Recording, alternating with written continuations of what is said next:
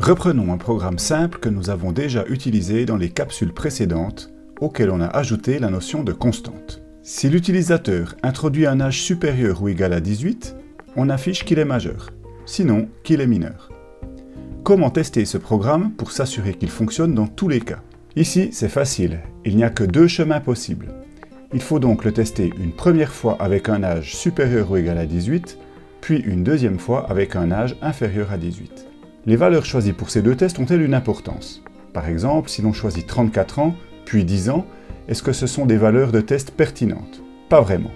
En l'occurrence, on cherche, en testant notre application, à débusquer les erreurs. Or, il est peu probable que le programmeur se trompe d'âge de la majorité.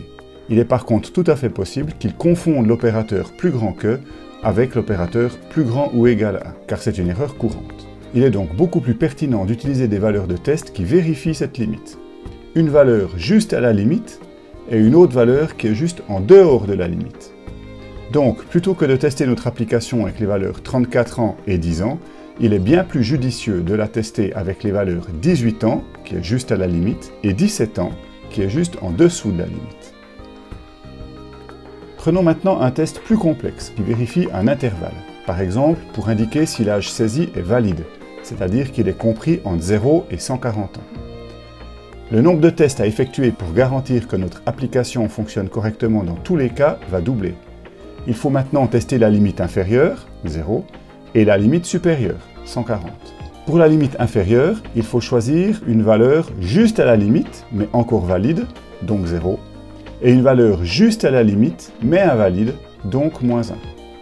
Pour la limite supérieure, il faut choisir une valeur juste à la limite, mais encore valide, donc 140, et une valeur juste à la limite, mais invalide, donc 141. On voit que le nombre de tests à effectuer pour garantir un fonctionnement parfait d'une application va augmenter exponentiellement.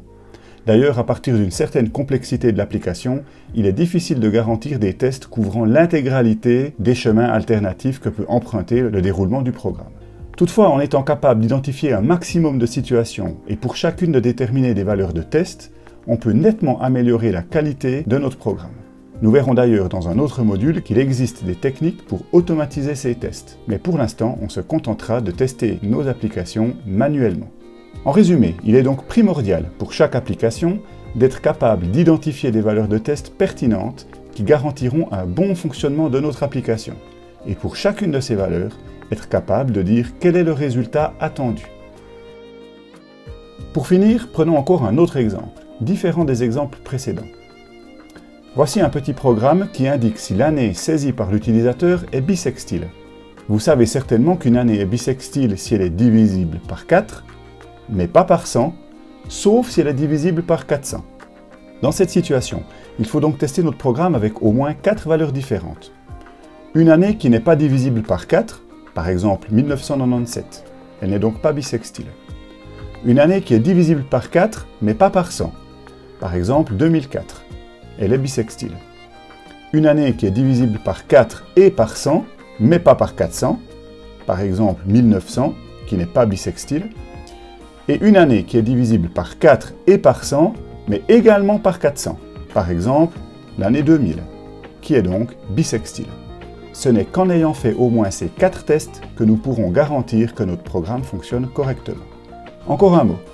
Chaque fois que l'utilisateur doit saisir une valeur, il faudrait tenir compte de toutes les situations pouvant survenir, sachant qu'on considère que l'utilisateur va toujours finir par saisir quelque chose qui n'a ni queue ni tête. Par exemple, s'il doit saisir un nombre entier positif, il faudrait vérifier comment notre programme réagit s'il saisit un nombre entier négatif, un nombre à virgule, ou encore autre chose qu'un nombre, par exemple une chaîne de caractères ou une lettre. Ces différents tests, bien qu'absolument nécessaires dans de véritables applications, sont complexes à réaliser avec une application en mode console et nous éloigneraient du but de nos exemples, qui n'ont pas pour vocation d'acquérir une maîtrise avancée des subtilités de la console. Pour la suite, et afin de simplifier nos programmes, on va donc considérer que lorsque l'utilisateur doit saisir un nombre entier, il saisit effectivement un nombre entier. Lorsqu'il doit saisir un nombre à virgule, il saisit effectivement un nombre à virgule, et lorsqu'il doit saisir une chaîne de caractères, il saisit effectivement une chaîne de caractères.